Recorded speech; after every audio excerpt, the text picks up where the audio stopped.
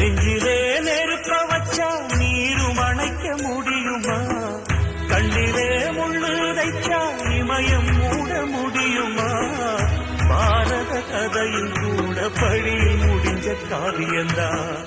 இருப்பதும் இறப்பதும் அந்த இயற்கையோட கையில, இருப்பதும் இறப்பதும் அந்த இயற்கையோட கையில. நான் மறைஞ்ச பின்னும் நிலைப்பது என் உயிர் எழுதும் கதையில. சந்திரனே சூரியனே நட்சத்திர நாயகனே, சந்திரனே சூரியனே நட்சத்திர நாயகனே.